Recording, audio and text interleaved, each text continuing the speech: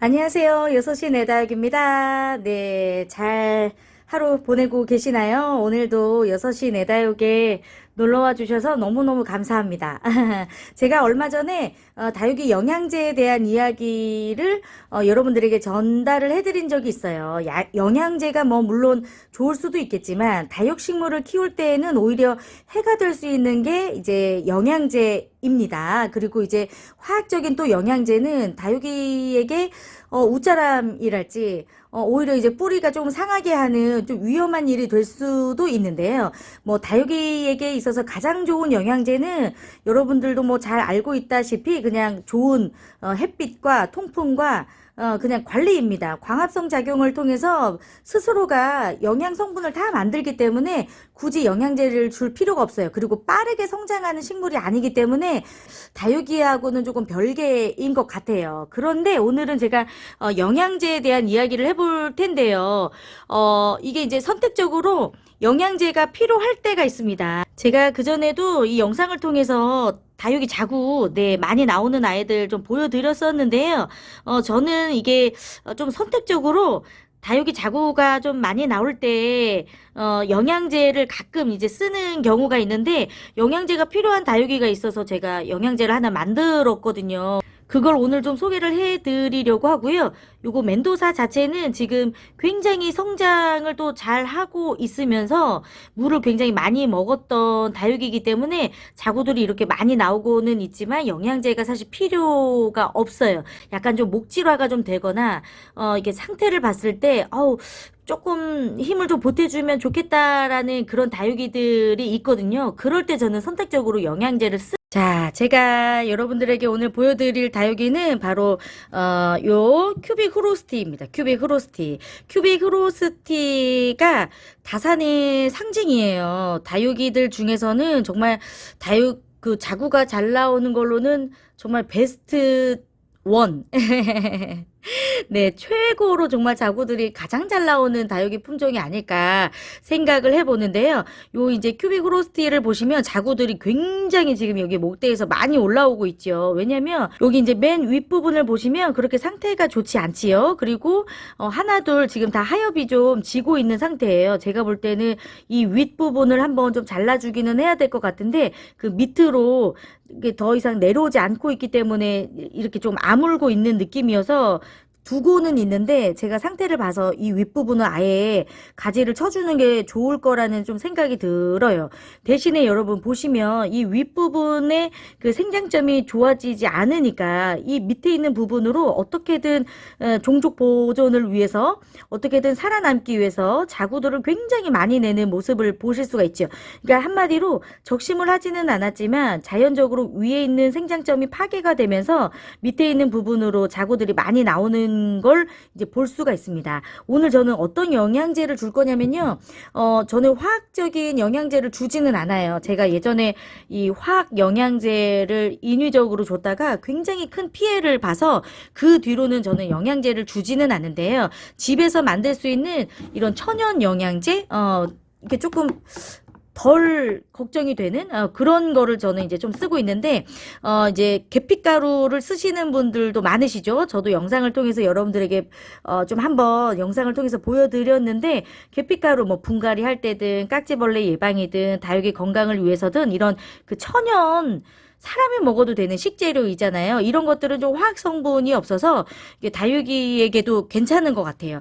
요거는 제가 이제 아침마다 여러분들이 만드실 수 있는 영양제인데요. 쌀뜨물로 만든 거예요. 아침에 쌀 씻고 나서 쌀뜨물 조금 모아놨다가 여기에다가 설탕 요 정도 양이면 설탕 반 스푼 정도면 충분하고요. 한 2리터 기준으로 여러분들이 조금 한 번에 만드실 때 다육이 영양제를 많이 주시려고 생각하신다면 물 2리터에 그 설탕 한 2스푼 정도 넣어주시고 그냥 따뜻한 곳에 놔주시면 발효가 됩니다. 지금 이거는 제가 한 일주일 정도 발효를 시킨 쌀뜨물이에요. 설탕 넣고 냄새가 어떤 냄새가 나냐면 되게 맛있는 유산균 냄새가 납니다.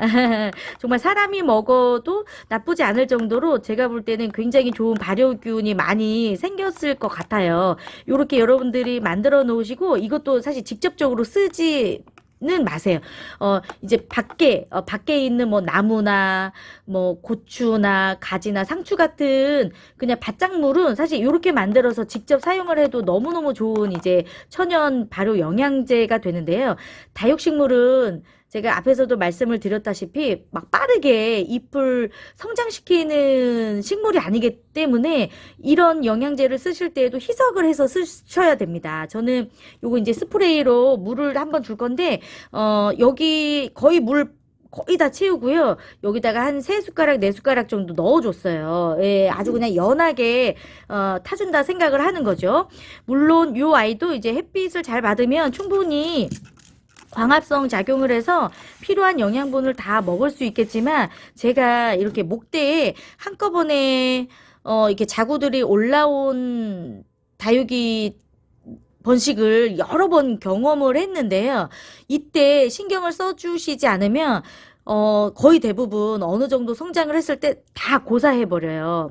그래서 이 작은 자구들이 어느 정도 잘 성장을 할 수 있도록 영양제를 한번 주시는 게 굉장히 중요합니다. 이렇게 다육이 그 자구들이 한꺼번에 많이 나올 때 아무래도 힘이 필요하겠죠. 영양이 필요하겠죠. 그리고 이제 이 작은 자구들이 서로 성장을 하려고 막 다투고 있기 때문에 어느 정도의 그 영양과 물이 좀 필요합니다. 날씨가 매우 추운 날씨잖아요. 그래서 이렇게 영양제나 물을 줬던 다육이들은 반드시 얼지 않도록 여러분들이 신경 써주셔야 돼요. 특히나 이렇게 조금 자구들이 많이 나오는 다육이들은 저는 이렇게 영양제 물을 한번 주고 나서 보일러를 틀지 않는 실내로 들어갈 거예요. 그러고 나서 어느 정도 조금 잘 말리고 물을 좀 흡수했 다 싶을 때에는 다시 한낮에 좀 공기에 적응하면서 밖으로 다시 빼줄 겁니다. 여러분들도 키우다 보면 이렇게 한꺼번에 자구들이 많이 올라오게 되는 다육이들을 보시게 될 텐데요. 이럴 때는 뭐 물도 주시는 것도 좋지만 아주 약하게 이런 영양제를 통해서 다육이들이 잘 성장할 수 있도록 만들어 주시는 게 매우 중요하고요. 또 한 가지의 경험은 이렇게 자구들이 어느 정도 성장을 했을 때 좀 크게 올라오는 자구들은 떼어서 따로 뿌리를 내주시는 것도 몇 개의 좋은 개체로 성장을 시킬 수 있는 또 좋은 방법이 되더라고요.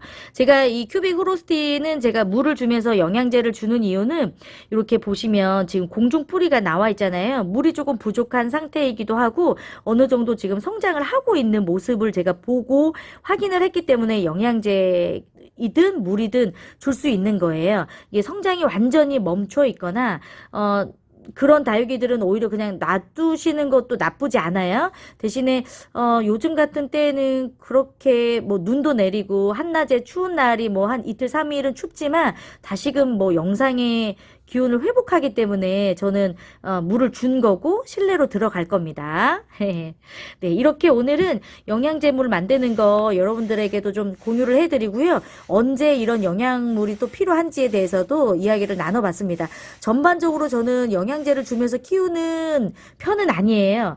그냥 자연적으로 정말 그냥 봄과 가을에 빗물 잘 맞고 좋은 통풍, 자연 바람, 그리고 자연 햇빛만 잘 보여주셔도 봄에 잘 자란 아이들은 여름에 잘 견디고 가을에 그렇게 큰 아이들은 겨울을 또 잘 날 수가 있기 때문에 굳이 영양제가 필요하지 않은 것 같아요. 다육식물만큼은. 네. 저의 개인적인 견해이기 때문에 반드시 여러분들이 다육이를 키우고 있는 환경에 맞춰서 해주시면 좋을 것 같아요. 자, 오늘도 도움이 되셨으면 좋을 것 같고요. 큐빅 후로스티가 자구들이 더 건강하게 자라는 모습은 제가 또 후기 영상을 통해서 올려드리도록 하겠습니다. 오늘도 함께 해주셔서 감사하고요. 영양제물이 필요하신 분들이라면 쌀뜨물, 설탕 가지고 좋은 영양물 만들어 보시면 좋을 것 같아요. 오늘은 여기에서 인사드리겠습니다. 고맙습니다. 안녕.